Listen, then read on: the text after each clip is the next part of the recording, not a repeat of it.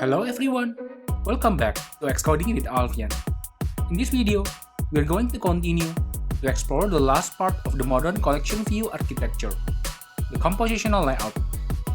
In the part 2 of this modern collection view series, we have explored on how to build lists in a collection view using compositional layout. Now, we are going to learn how to build per section-based grid or list layout in a collection view. Let me show you the layout that we will build. Here, I have a collection view with a different layout in each section. The first one is a carousel that shows profile pictures of characters similar to the Instagram stories. The second one is also a carousel that shows the banner, title, and subtitle. Next, we have a carousel with 3 characters per column, similar to the hot track section in Apple Music app. Notice the paging scrolling behavior when I scroll to the right. Next, we have a section that contains the list of characters similar to the table view cell. Finally, we have a section that contains a grid with 4 items per line. The collection view also supports dynamic self-sizing cells. Let me change the text size from settings. Boom! The layout automatically adjusted the cell size to match the size of the text. This collection view is implemented using the compositional layout. There is no nested collection view used to implement the carousels. That's it for the demo.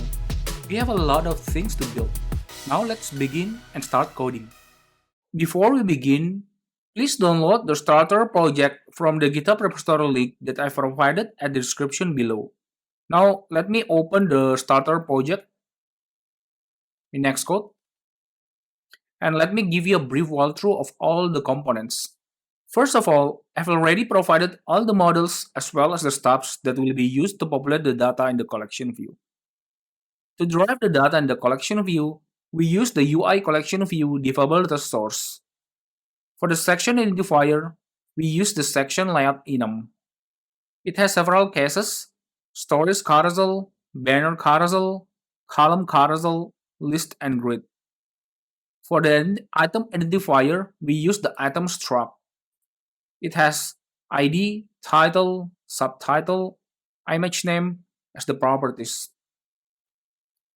If you want to learn more about the Diffable data source, please watch the part 3 of this modern collection view series, Intro to Diffable data source.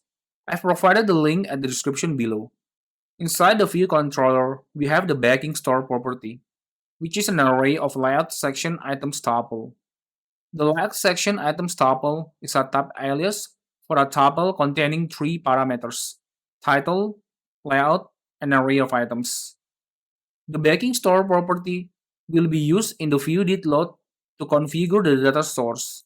In this case, it will be used to construct the snapshot and apply the snapshot as the initial data for the collection view. Now, let's move on to the collection view cells and supplementary views that I have provided. Here they are. First, we have the avatar cell. This cell shows a rounded square image and a text label inside a vertical stack. Next, we have the banner cell. This cell shows an image with 16:9 aspect ratio. It also has a title and subtitle text labels below the image. Third, we have the column cell. This cell shows an image, labels, and button inside the horizontal stack. And for the supplementary header view, we have the section header text reusable view. It basically only has a text. And we also has a separator collection reusable view to render a separator. At last, I've also provided an extension of UI collection view list cell that accepts an item, then uses the list content configuration to set up the cell. I've already provided all the cell and supplementary registration code inside the view controller. The cell registration are queued inside the developer source cell provider closure, based on the section identifier. For banner carousel, it will be using the banner cell registration. For stories carousel and grid, it will be using the avatar cell registration. For the list, it will be using the list cell registration. And for the column carousel, it will be using the column cell registration. For the supplementary registration, they will be dequeued inside the supplementary view provider closure based on the element kind. For element kind section header, it will be using the header registration, and for the collection view element kind section footer, it will be using the footer registration. If you want to learn more about the modern cell registration, please watch the first video of the series. Link is provided at the description below. That's it for the starter project. Now, let's move on to the next part to learn more about the basic concept of compositional layout. Compositional layout is a concrete subclass of UI collection view layout that was introduced by Apple in iOS 13. The compositional layout is composable. We can compose smaller layout groups together into a large layout. Here's the diagram of the elements in the compositional layout. First, we have the smallest unit, which is the item. You can think this as the cell itself. Next, we have the group that contains the item. The group axis can either be horizontal, vertical, or even custom. The group can also contain another group, which makes nesting of groups possible. Group will be rendered repeatedly until there are no more items. Then, we have the section that contains the group. It supports the orthogonal behavior that makes the horizontal scrolling for a carousel possible. Supplementary header, footer, and decoration views are also supported. At last, we have the layout that contains the sections. The item and group sizes are determined using the NS collection layout dimension. There are three dimensions: fractional size of width or height. The size will be relative to its parent. For example, 0.5 width means 50% the width of the container. Second, absolute size, an exact value of the size. And the last one is the estimate size. The size will be adjusted with the content and metrics provided in the runtime. That's it for the basics of compositional layout. Let me show you a simple demo on how to build the layout using the compositional layout. Okay, so now let's navigate to the demo view controller.swift file. Here I already provided the stop snapshot and the stop cell. This basically will render random colors. Now let's create the layout. To begin, I want to build a grid layout with 3 items per line, similar to the UI collection view flow layout.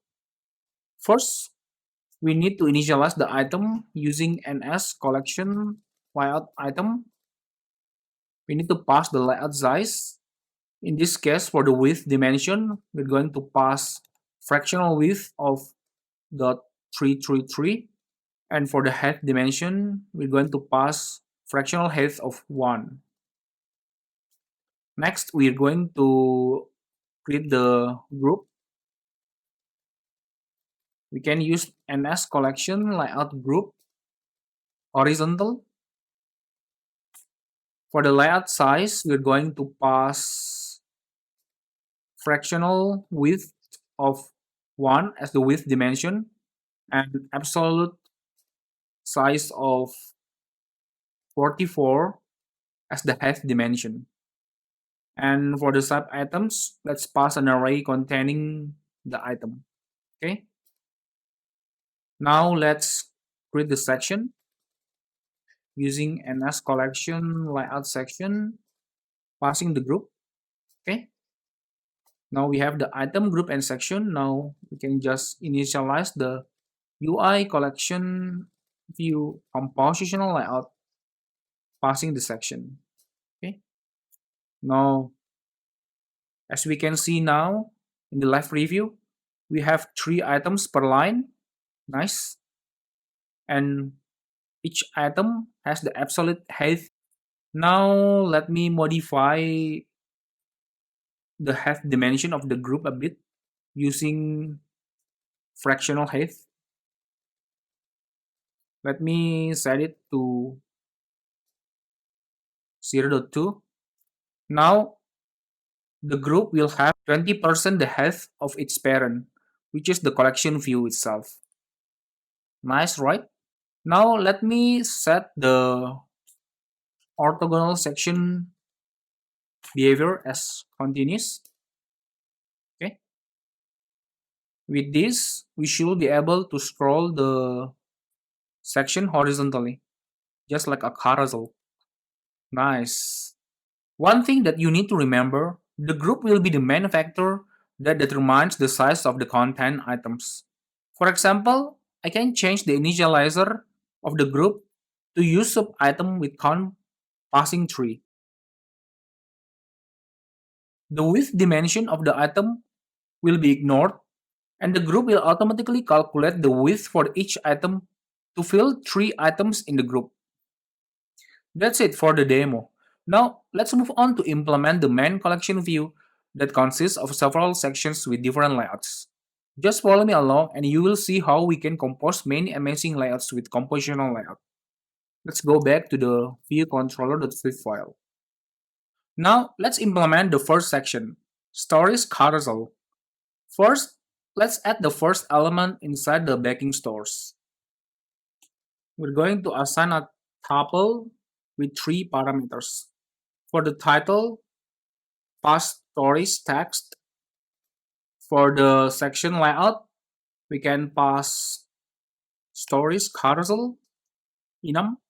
And for the items array, we can pass stories carousel item stubs. Okay. Now let's navigate to the create layout method. As we have different layouts for each section, we will be using the compositional layout section provider initializer. Let's declare UI collection view compositional layout using this section provider. The section provider is a closure with 2 parameters, section index and layout environment. The return type is optional NS collection layout section. First, we need to retrieve the section identifier from the snapshot section identifiers array. Self data source snapshot section identifiers, and we are going to retrieve it using the section index. Okay. Now this is the enum. With this, we can use switch statement here. The first case that we are going to handle is the stories carousel. Let's provide a default case which returns nil value. We will implement the other cases later. Let's implement the stories carousel layout. First, declare the item and initialize NS collection layout item, passing the layout size with dimension as fractional width of 1 and head dimension as estimated 1. With this, the item should fill the width of its parent and the head will be dynamic. Now let's declare the group using NS collection layout group that horizontal. Let's pass the layout size, set the width dimension as absolute 70 and head dimension as estimated 1. And let's pass an array containing the item. With this, the group will be stacked horizontally with absolute width of 70 and have the self-sizing height. It also has 1 item per group. To make the self-sizing height work, the avatar cell child views need to be constrained vertically. The image view itself is constrained with 1 by 1 aspect ratio constraint. Now, let's declare the section and as collection layout section, passing the group. Next, let's assign section of orthogonal scrolling behavior as continuous to make the horizontal scrolling behavior works. And finally, we need to return the section. Okay, now let's build and run the live preview. Okay, now we have the stories carousel, and let me click on this play button to enable the interaction. Nice. We can scroll in the horizontal direction. Now let's add spacing, content insert, supplementary header and footer views to make it perfect. To add spacing between group, we can use the section intergroup spacing passing 16. Okay. Now we have spacing between each of the group here. Now let's add content insert and assign it with ns directional edge insets. Let's pass 0 for the top and 16 for the leading, bottom, and trailing. Okay. The top insert is 0 because the supplementary header already provides its own padding in all edges. Now for the supplementary header and footer, let's declare a private method to generate the header and footer, as those will be reusable in another sections later. First, let's declare the supplementary header item with no parameter and return a ns collection layout boundary supplementary item. We just need to initialize ns collection layout boundary supplementary item using this initializer. For the layout size, let's pass fractional width of 1 as the width dimension and estimate 100 as the height dimension. For the element kind, let's pass UI collection view element kind section header, and for the alignment, let's pass top. Okay. With this, the header should fill the width of the collection view, and the height will be automatically adjusted depending on the content and font size. Now let's declare the separator footer view. Let's declare a method named supplementary separator footer item with the return type of ns collection layout boundary supplementary item. Let's also initialize this using this initializer. For the layout size, let's pass fractional width of 1 as the width dimension and absolute size of 1 as the height dimension, as the separator will only have 1 point as the height. Let's assign the UI collection view element kind section footer as the element kind and set the alignment as bottom. Okay. Okay, so now let's navigate back to the grid layout inside the store's carousel case. First, we need to assign section dot supplementary follows content insets as false. With this, the supplementary views won't be using these content insets. And now we are going to assign boundary supplementary items with an array containing the supplementary header item and supplementary separator footer item. Okay, nice. Now the live preview shows the supplementary header as well as the separator view. One more thing that I forgot to tell you before here, inside the avatar cell registration, for the section identifier of stories carousel, we explicitly hide the text label by assigning the is hidden as true. For the grid item letter, we'll show the text label. That's it for the first section. Let's implement the second section, the banner carousel section. Navigate to the baking store property declaration and add the second tuple. The title is featured, the enum is banner carousel, and the items array is item dot banner carousel items. Okay, let's navigate back to the grid layout method here. Let's add the case for banner carousel. First, let's declare the item ns collection layout item. For the layout size, the width dimension will be fractional width of 1, and for the height dimension, it will be estimated 1. With this, the item should fill the width of the parent and use self-sizing cell for the height.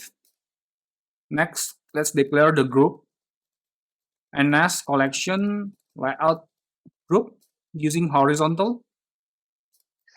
For the layout size, let's pass fractional width of 70%, 0.75, and the head dimension will be estimated 1.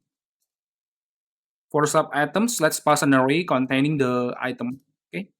With this, the group should have 70% the width of its parent, and it will have dynamite height. The height will be calculated based on the vertical constraint of the cell.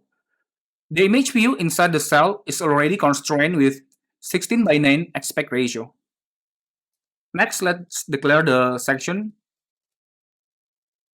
and as collection layout section by passing the group. And let's set the section inter-group spacing as 16 and assign section supplementaries follow content insets as false, and let's also add the content inset.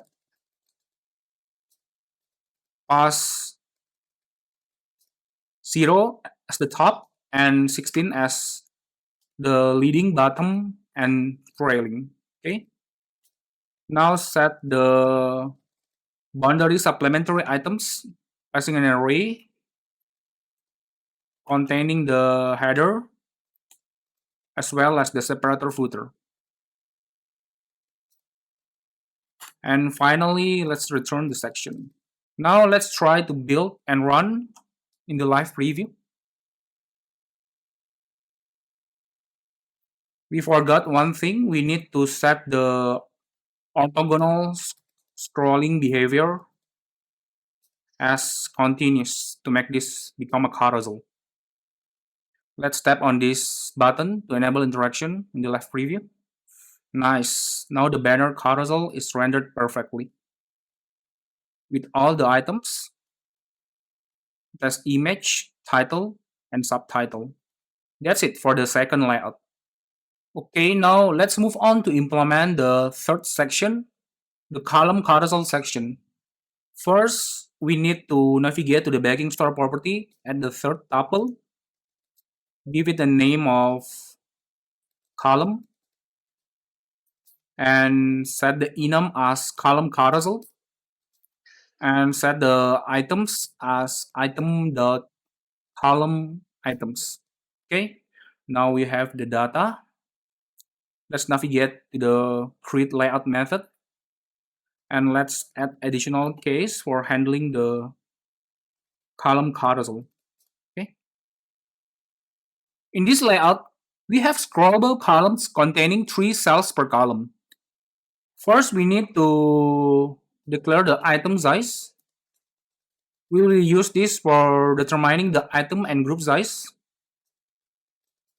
Let's use NS collection layout size.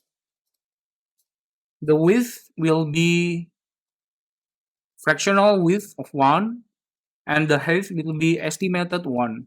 Okay. Now let's declare the item NS collection layout item.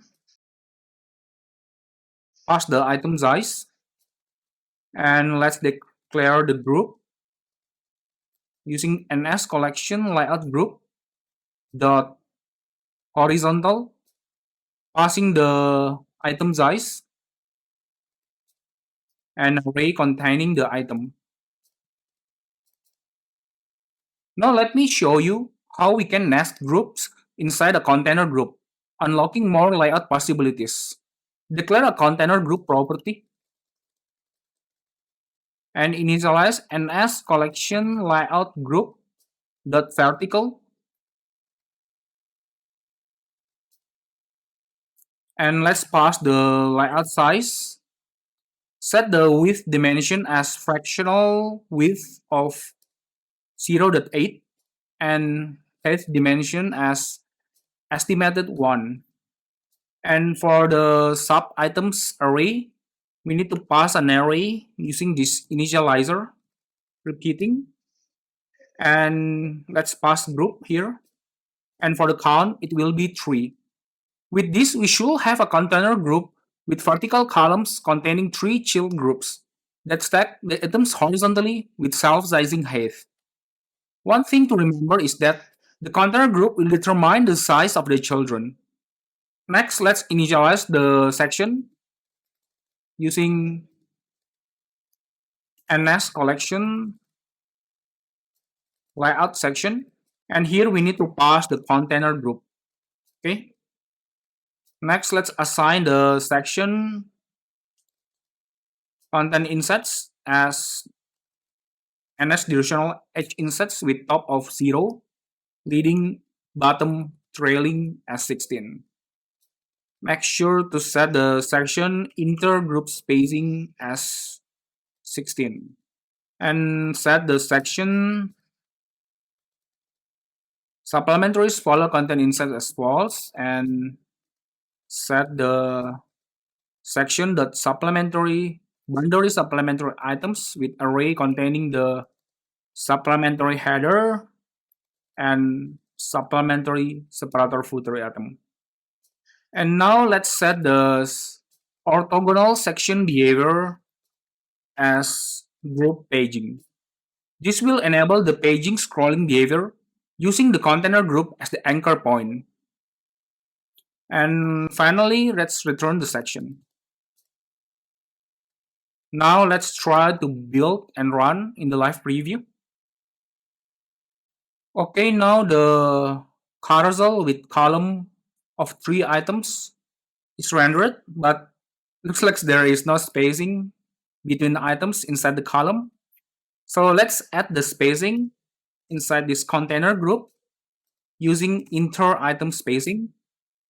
And let's pass fixed spacing of 16. Nice, now we have this spacing between the item inside the container group. And look at the paging behavior here. It's using the group as the anchor point. Okay, that's it for the column carousel implementation. Now let's move on to the fourth section, the list layout section. The list is pretty much similar to the table view cell with default style, containing an image and title label. We are using the new collection view list cell with list content configuration to configure the item. You can check how this is configured inside the list collection view cell plus extension file. Now let's navigate to the backing store property and declare the fourth tuple in the array. Let's give it a title of list and enum of list. And for the item array, it will be item.list items. Okay. Now we have the backing store data. Let's move on to the create layout and add the case for list. First, we need to declare the list configuration.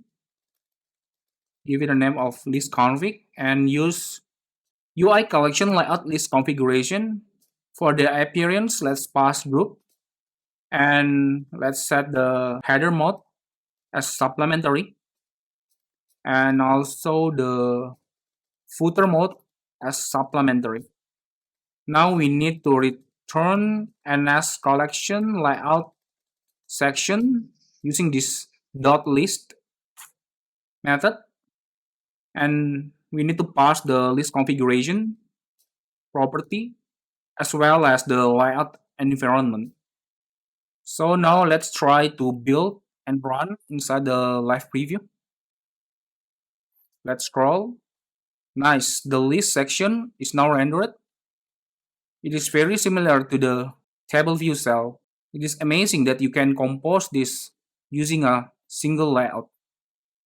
You can have a carousel and you can also have a list. No more nesting of collection view inside the cell. Now, let's move on to the final section, which uses the additive grid layout. As you can see, when the horizontal size thread class is compact, the number of items of each line is 4, while in regular size it is 8. Navigate to the backing store property and let's declare the last tuple. Give it a title of adaptive grid, and for the enum, let's pass grid, and for the item array, let's pass grid items. Okay. Now navigate back to the grid layout and let's implement the final case grid. Now we can delete this default as we already covered all the cases. First, let's declare the item using ns collection layout item, passing the layout size of fractional with 1 as the width dimension and estimated 1 as the height dimension.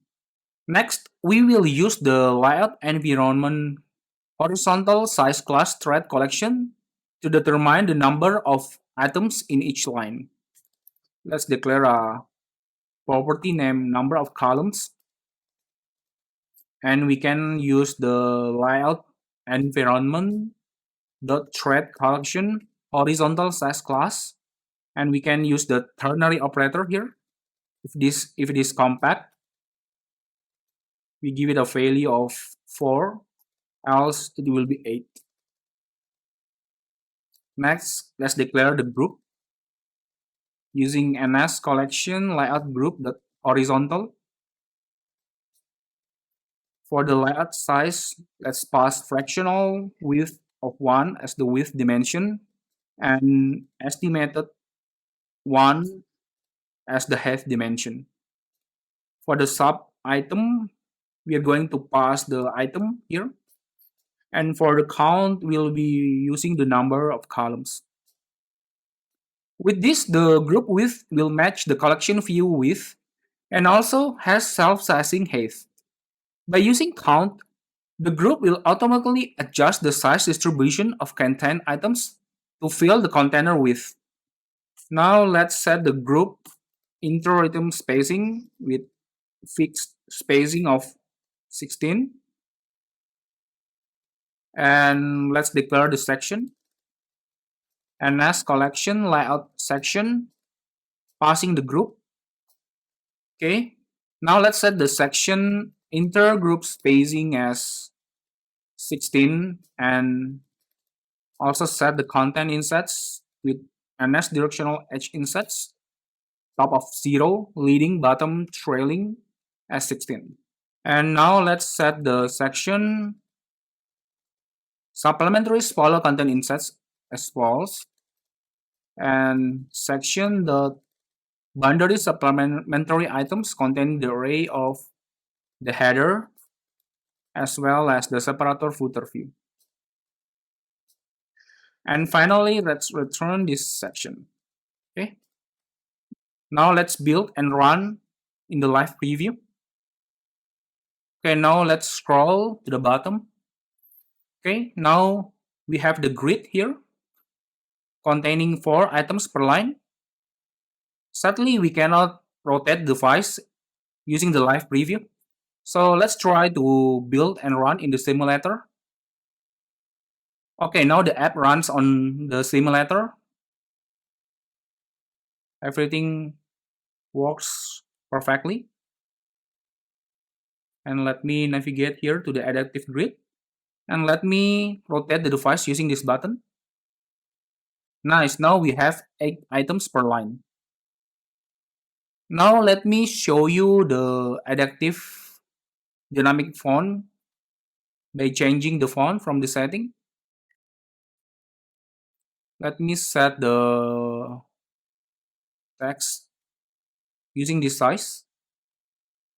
And let's go back to the app. Nice. The height for each cells are calculated correctly.